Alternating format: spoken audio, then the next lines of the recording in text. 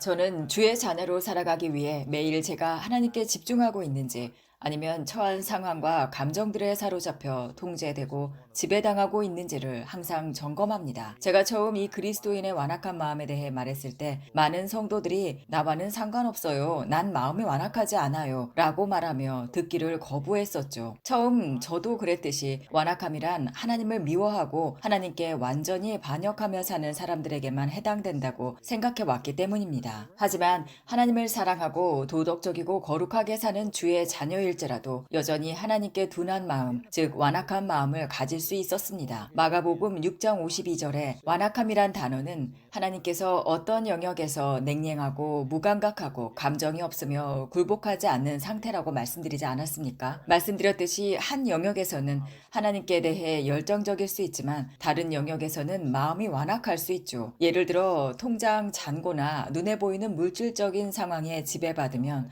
말씀보다 그것들을 기준 삼기 쉽게 됩니다. 또 마가복음 8장을 통해 영적인 진리를 이해나 지각하지 못해서 주님의 음성을 듣지 못하거나 기억하지 못하는 것들이 마음이 완악해진 증상이라는 것도 설명드렸습니다. 그런데 안타까운 사실은 우리가 사는 현재의 세상은 무분별한 정보로 넘쳐나고 있다는 것입니다. 그리고 단순히 우리가 자연스럽게 살아가는 시간만으로도 우리는 초자연적인 세계에 무감각해지도록 이 세상은 바쁘게 돌아갑니다. 하나님은 영이시죠. 우리는 영적인 영역에 집중하고 그분의 음성에 귀 기울여야 합니다. 하지만 우리는 지금 오감을 자극하며 영의 세계를 잊게 하는 소셜미디어와 뉴스에 압도당하고 있습니다. 24시간 뉴스. 제가 어릴 땐 이런 건 상상도 못했습니다. 당시엔 하루에 30분 정도 일정 시간 TV를 통해 뉴스를 보는 것이 전부였죠. 그것이 대부분 사람들의 유일한 뉴스 공급원이었습니다. 하지만 이제는 24시간 뉴스가 끊임없이 쏟아지며 하루 종일 우리는 여러 세상의 정보들로 폭격을 당하고 있습니다. 그런 정보들은 우리의 주의를 빼앗고 오감으로 느껴지는 것들에만 집중하게 만들죠. 그 결과 우리는 하나님께 무감각해집니다. 기억해야 할 단순한 원리는 우리가 집중하는 대상은 우리를 지배하거나 민감하게 만들고 반대로 집중하지 않는 대상에 대해서는 무감각해진다는 원리입니다. 이것은 매우 중요한 사실이지만 이 원리를 알더라도 삶에 적용하는 것은 쉽지 않습니다. 아시다시피 마가복음 6장에서 오병이어의 기적 이후 예수님께서 제자들에게 배를 타고 호수 건너편으로 가라고 명하셨죠. 2시간이면 건너갈 갈릴리 바다를 장작 9시간 동안 바다 한복판에서 폭풍우와 사투를 벌인 제자들 앞에 예수님께서는 유유히 폭풍우 치는 물 위를 걸어오셨습니다. 바로 제자들을 위협하던 바로 그 물 위 말입니다. 그들에게는 아주 심각한 위기의 상황이었죠. 그러나 예수님은 그것들 위를 아무렇지도 않게 걸어오셨습니다. 이것에는 정말 놀라운 비교가 담겨 있죠. 지금 우리는 빚에 허덕이거나 질병이나 감정에 빠져 허우적거리고 있다고 느낄지 모릅니다. 하지만 그것들은 예수님께 아무런 문제가 되지 않죠. 예수님은 지금도 말씀과 이런 설교를 통해 오늘 심각한 위기 속에 빠진 우리에게 오고 계십니다. 우리들을 짓누르고 있는 그 모든 것이 예수님께는 아무 문제가 되지 않음을 보여주고 계십니다. 우리가 그분을 바라보고 부르짖기만 한다면 우리도 그 문제들 위를 걸을 수 있습니다. 마태복음 14장에서는 예수님이 제자들에게 나타나셨을 때 베드로가 주께 외쳐 말합니다. 주여 만일 주시거든 나를 명하사 물 위로 오게 하소서. 예수님은 오라 하셨고 베드로는 배에서 내려 물 위를 걸어 예수님께로 갔습니다. 이게 정말 중요한 점입니다. 우리를 삼키려는 그 상황 위를 예수님만 걸을 수 있는 것이 아니라 우리도 걸을 수 있다는 점입니다. 우리도 그 배에서 나올 수 있습니다. 절망에서 병에서 가난과 우울함에서 벗어나 승리의 삶을 살 수 있다는 말씀이죠. 하나님께서는 지금 이 영상을 보고 있는 누군가에게 말씀하십니다. 너는 물 위를 걸을 수 있다. 너에게 필요한 것은 단지 하나님의 말씀 한마디 뿐이다. 오라 라고 하는 그 한마디였죠. 영어로는 COME, 불과 4글자에 불과합니다. 그러나 그 한 단어는 베드로로 하여금 자연적으론 불가능한 일을 가능케 했지요. 우리가 지각하든 못하든 우리에게 필요한 건 단 하나의 게 하나님의 말씀입니다. 지금 이 영상을 보고 있는 분들 중 누군가는 하나님의 말씀을 찾고자 채널을 맞췄을 것입니다. 제가 말씀드리죠. 하나님께서 지금 저를 통해 우리 모두에게 말씀하고 계십니다. 그렇다고 저만을 통해서가 아니니 오해하지 마시길 바랍니다. 하나님은 우리에게 말씀을 주고 계십니다. 너는 이 상황을 이길 수 있다. 오라. 그렇게 말하고 계시는 거죠. 그래서 베드로는 배에서 나와 예수님께로 걸어갔습니다. 물 위를 걸으며 말이죠. 정말 이 장면 하나만 가지고도 제가 3부작 시리즈는 낼 만큼 여러 내용이 담겨져 있습니다. 그러나 가장 중요한 것은 이것입니다. 우리가 물 위를 걷고 싶다면 첫 번째 단계는 배 밖으로 나오는 것입니다. 믿음의 한 걸음을 내디뎌야 하죠. 배라는 안전지대를 떠나야 합니다. 그러나 우리는 자연에서 초자연적으로 나가는 것을 유독 두려워합니다. 즉 오감으로 느껴지는 세계관 속에서 그것을 초월한 세계관 속으로 이동하는 것을 말하죠. 그러나 여러분, 이 배는 이미 물로 가득 차 있지 않았습니까? 거의 가라앉기 일보 직전이었어요. 배 안에 있든 밖에 있든 사실 큰 차이가 없는 상황이었어요. 이건 곧 우리의 상황과 똑같습니다. 지금 육으로 느껴지는 상황만 보면 우리는 이미 침몰 중이죠. 어쩌면 우리 중에 누군가는 신체적으로 살아남을 수 없다는 말을 들었을 수도 있고 재정적으로 문제가 있을 수도 있습니다. 도무지 해결책이 보이지 않을 수도 있죠. 결혼, 자녀, 직장, 취업, 건강 이런저러한 상황이 완전히 절망적일 수 있습니다. 또는 감정적으로 너무 우울하고 장애를 겪을 수도 있습니다. 하지만 또 동시에 우리는 먼저 하나님의 말씀에 우리 자신을 온전히 맡기고 그것을 믿고 서서 믿음의 말을 하며 실천하기를 또한 두려워하지는 않을까요? 자연스럽고 익숙한 세상을 떠나는 것이 두렵지만 지금 이미 물에 빠져 허우적대고 있는 상태인 것을 잊고 있는 거죠. 자연스러운 방식, 즉 이성적이고 합리적인 나와 나에게 유익한 사람들의 조언일지라도 그것만으로는 더 이상 버틸 수 없습니다. 사실 잠깐 시간을 가지고 논리적으로 이 본문을 보기만 해도 베드로가 그 배에서 나오지 말아야 할 이유는 전혀 없죠. 그 배는 곧 가라앉을 상황이었으니까요. 아시나요? 큰 배가 침몰할 때는 일종의 흡입력이 생겨서 배와 함께 물 아래로 빨려 들어가게 되죠. 가라앉는 배에서 우리가 할 수 있는 최대한의 일은 그 배에서 빨리 벗어나는 것입니다. 물속으로 끌어당기는 흡입력에서 빨리 멀어져야 하는 것이죠. 이 영상을 보고 있는 여러분 중에 의사로부터 당신은 곧 죽을 겁니다 라는 말을 들으신 분도 있을 것입니다. 하나님을 믿고 싶지만 그가 채찍에 맞음으로 나는 나음을 입었도다 라고 선포하며 믿음의 한 걸음을 내딛는 것이 너무 두려운 분도 계실 거예요. 하지만 우리가 물 위를 걷고 지금의 상황을 극복하고자 한다면 일단 그 배에서 나와야 합니다. 혹시 눈치채지 못하셨다면 알려드리겠습니다. 이 세상은 사실 지금 물에 빠져 허우적거리고 있는 상황이죠. 사람들은 제대로 살아가지 못하고 삶이 사실 완전히 엉망이 되어가고 있는 중입니다. 수많은 이들이 고군분투하고 삶은 비참하기만 한데 주님의 말씀대로 살아가는, 즉 초자연적인 하나님을 믿고 다르게 행동하는 걸 마찬가지로 두려워하며 군중 심리에 빠져 있기 쉽습니다. 우리는 다른 결과를 원하면서도 다르게 말하고 행동하는 걸 두려워합니다. 그러나 어떻게 동일한 생각과 행동을 하면서 다른 결과를 기대할 수 있나요? 배에서 나와 물 위를 걸어 나가십시오. 성경은 베드로가 배 밖으로 나와 물 위를 걸으며 예수님께로 향했다고 기록했습니다. 그러나 30절에 보면 또 이렇게 되어 있습니다. 바람을 보고 무서워 빠져가는지라 소리질러 이르되 주여 나를 구원하소서 하니 곧 예수께서 손을 내밀어 그를 붙잡으시며 이르시되 믿음이 작은 자여 왜 의심하였느냐 하시고, 베드로가 엄청난 믿음을 가진 거인이어서 그런 게 아니었습니다. 그는 거대한 믿음의 사람이 아니었어요. 그는 작은 믿음을 가졌지만 그럼에도 불구하고 물 위를 걸었습니다. 우리가 믿음의 거인이 될 필요가 없다는 말씀이죠. 믿음의 첫 걸음을 내딛는 것이 중요합니다. 지금 가지고 있는 믿음을 사용해서 배에서 나와 예수님께로 걸어가기만 하면 됩니다. 그것이 시작입니다. 성경을 보면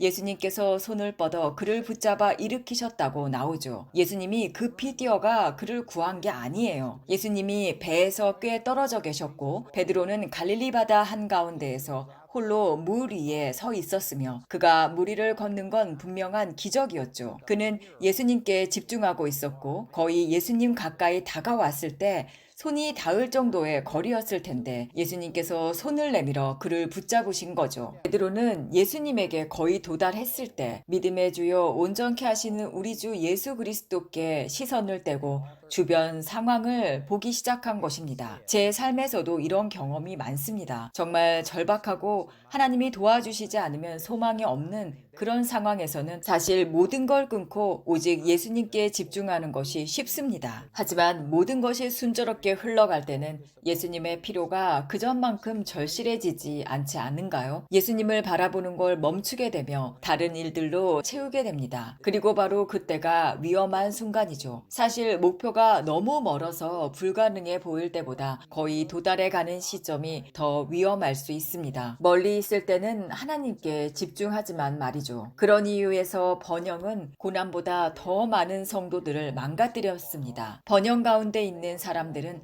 하나님께 집중하는 경향이 점점 사라지죠. 바로 베드로에게 일어난 일이 이와 같았습니다. 그래서 예수님의 설교 중에 돈을 사랑하는 마음을 경계시키신 설교가 월등히 많은 이유가 이것에 있지 않을까 싶습니다. 베드로는 바다 가운데 혼자 있을 때는 예수님에게 시선을 계속 고정시켰습니다. 그러나 예수님께 가까이 다가갔을 때 그는 그 시선을 돌리고 말았죠. 그는 예수님 대신에 바람과 파도를 바라봤습니다. 즉, 예수님에게서 시선을 떼고 폭풍을 바라보며 바로 앞에 계신 예수님이 아닌 주변 상황을 집중하게 된 것입니다. 그런데 잘 생각해보면 그 폭풍은 그가 물 위를 걷는 것과 아무 상관이 없었습니다. 물결이 잔잔한 호수일지라도 베드로는 물 위를 걷지 못했을 거니까요. 바람과 파도는 무관한 요소인 거죠. 하지만 그것은 그의 시선을 다시 초자연적인 것에서 자연스러운 것으로 돌리게 만들었습니다. 그는 생각하기 시작했습니다. 나는 단지 인간인데 내가 지금 이 물 위에 서 있는 게 말이 되나? 이렇게 말이죠. 그가 자연스러운 것, 즉 논리적이고 이성적인 것을 생각하기 시작했을 때 초자연적인 방식으로 움직이지 않게 되었습니다. 여러분, 이건 정말 강력한 진리 아닌가요? 여기서 알 수 있듯이 하나님께 대한 마음을 완악하게 만든 것이 죄가 아니라 단지 자연스러운 일상일 수 있다는 것입니다. 그저 아침에 일어나고 출근하고 아이를 챙기고 각종 일정에 따라다니는 일상들로 가득 차 있는 상태 말이죠. 우리는 단지 너무 자연스러운 일상에 바빠진 것입니다. 죄는 아니지만 일상에만 집중하고 얽매여 있다 보니 초자연적인 하나님을 생각할 여유가 없고 영적인 것을 고려할 시간이 없는 것입니다. 그리고 저는 이것이 죄보다도 더 많은 그리스도인들의 삶을 무너뜨리고 하나님의 온전한 뜻을 경험하지 못하게 만든다고 믿습니다. 여기서 다시 말씀드리지만 죄는 반드시 문제가 됩니다. 히브리서 3장에도 나와 있듯이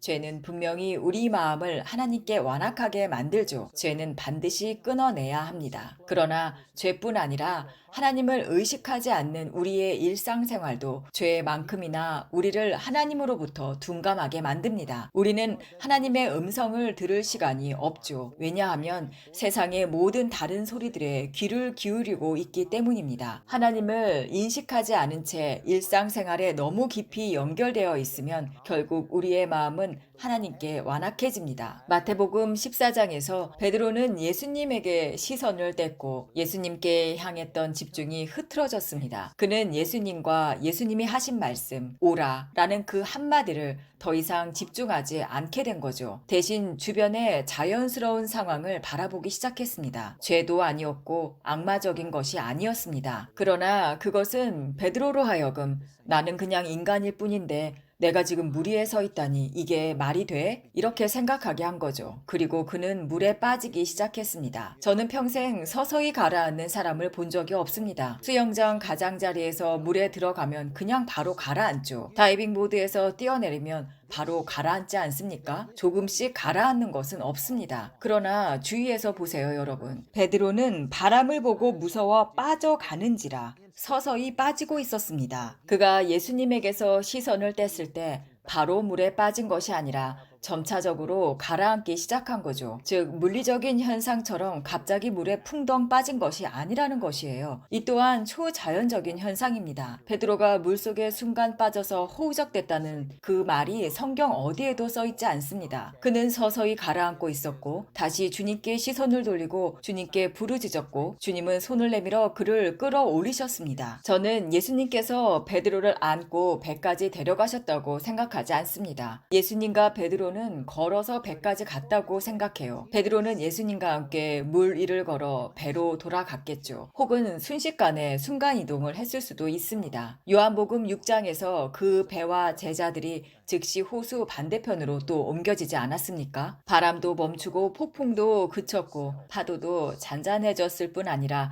그들은 호수 건너편으로 옮겨졌습니다. 이것은 대단한 기적이었지만 중요한 건 그가 한순간에 가라앉은 것이 아니라는 점이죠. 마찬가지로 우리의 마음도 한 번에 하나님께 무감각해지지 않습니다. 그것은 점진적으로 일어나는 과정이며 시간이 지나면서 서서히 굳어지는 것입니다. 예를 들어 어떤 행동 자체는 죄가 아닐 수 있지요. 그러나 그것에 마음이 빼앗기고 집중되기 시작하면 이야기는 달라집니다. 죄가 아닐 수도 있지만 우리의 관심과 마음이 그쪽으로만 향하면 위험해집니다. 오늘날 사탄이 사람들의 마음을 굳게 만들기 위해 사용하는 것 중 하나가 바로 문화와 오락이라고 생각합니다. 물론 좋은 영화를 보는 건 전혀 문제가 되지 않죠. 실제로 좋은 영화들도 많이 나오지 않습니까? 우리 바이블 칼리지에서도 뮤지컬을 공연합니다. 그런 것들은 우리를 세워주고 예수님께 더 민감한 마음을 갖게 해주죠. 저는 문화와 오락 자체에 반대하는 것이 아닙니다. 하지만 아무리 좋은 오락이라도 그것이 우리를 세워주거나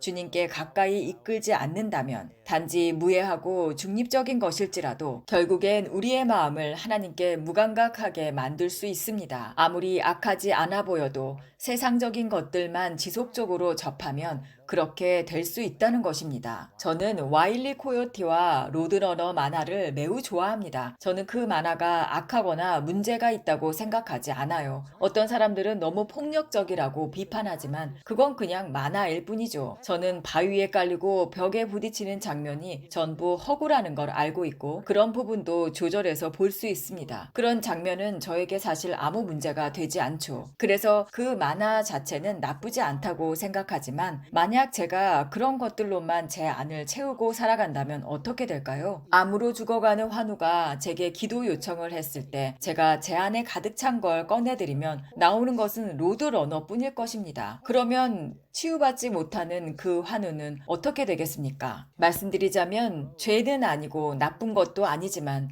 생명을 주지는 못하는 것들에 집중하면 안 됩니다. 이 세상의 것들을 대할 때 죄된 것은 당연히 완전히 거부해야겠지만 무난한 것들, 오락이나 스포츠 같은 것들도 조심해야 할 이유가 여기에 있는 거죠. 저도 가끔은 골프를 치고 이런저런 활동을 하기도 합니다. 그게 죄라고 생각하지 않고 오히려 운동도 되고 어느 정도는 좋다고 생각합니다. 하지만 만약 제가 그런 것들에만 집중하고 그걸 위해 제 삶을 바치고 하루에 8시간씩 매일 골프만 친다면 그것은 저와 하나님과의 관계에 해로운 영향을 줄 것이 분명합니다. 하나님 외에 그 어떤 것에도 우리 자신을 전적으로 내어주어서는 안 됩니다. 아무리 그것이 죄가 아니고 잘못된 것이 아니라도 말이죠. 여기서 베드로도 예수님에게 눈을 떼고 바람과 파도를 바라본 것이 죄가 아니었습니다. 하지만 그 순간 그는 다시 오감으로만 느껴지는 영역으로만 돌아가 그 수준의 생각만 하게 된 것이죠. 우리는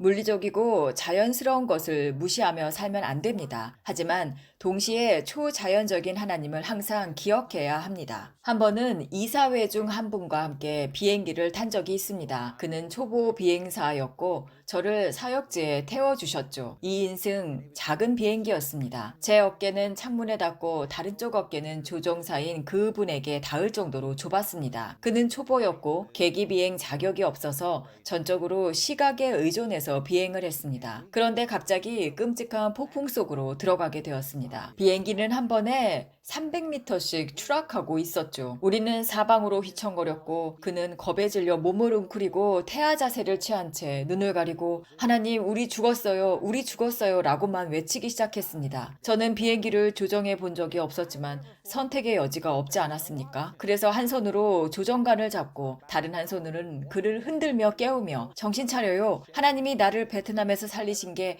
여기 비행기에서 죽으라고 한 게 아닐 것 같습니다. 라고 말하며 약 1시간 동안 비행기를 제가 조정했습니다. 그렇게 날다가 저희도 모르게 어떤 제한구역 공역에 들어갔죠. 무전으로 연락이 왔습니다. 지금 제한구역 안에 있으니 당장 나가지 않으면 격추시키겠다고 했죠. 그래서 저는 무전으로 이렇게 말했습니다. 제발 격추하지 말아주세요. 저는 조종사가 아니라 여기 옆에 있는 조종사가 지금 상태가 좋지 않습니다. 그리고 저는 아무것도 모르니까 제발 쏘지 마세요. 이후로 사실 아무 대답이 없었습니다. 그쪽에선 무슨 상황이었는지 저는 모르겠지만 아마 그들이 너무 웃겨서 그냥 응답을 안 했을 것이라고 생각할 뿐입니다. 어쨌든 그들은 저희를 격추시키지 않았고 시간이 좀 지나자 폭풍을 어느 정도 빠져나올 수 있었습니다. 그 조종사는 겨우 정신을 차릴 수 있었고 저희는 어느 들판에 착륙했습니다. 제 아내 제이미는 저를 태우러 160km 떨어진 곳까지 왔어야 했었죠. 여기서 핵심은 만약 여러분이 저와 함께 비행기를 탔다면 저는 여러분 중에 한 분이 비행기를 조정할 줄 알기를 원한다는 것입니다. 다시 말해 우리가 세상을 살면서 반드시 배우고 알아야 하며 해야 할 일들이 있습니다. 하지만 그것들에 너무 지배당해서는 안 된다는 것이죠. 만약 어떤 상황이 자연의 한계를 넘어설 때, 예를 들어 의사가 우리에게 이제 죽게 될 것입니다 라고 말할 때 우리가 그저 자연스러운 영역에만 익숙하다면 그 지점에서 절망하고 마음이 완악해져 소망 없이 살게 될 것입니다. 마치 하나님께서 의사의 능력을 넘어서 일하실 수 있다는 가능성을 배제한 채 말이죠. 하지만 우리는 물리적인 영역을 넘어설 수 있어야 합니다. 자연적인 영역을 넘어서서 초자연적인 하나님의 영역을 기대해야 하는 것이죠. 우리는 기도하는 시간, 성경을 공부하는 시간, 주님께 집중하며 묵상하는 시간이 반드시 필요합니다. 진부한 이야기로 들리시나요? 하지만 한번 깊이 우리의 생활을 점검해 볼 필요가 있습니다.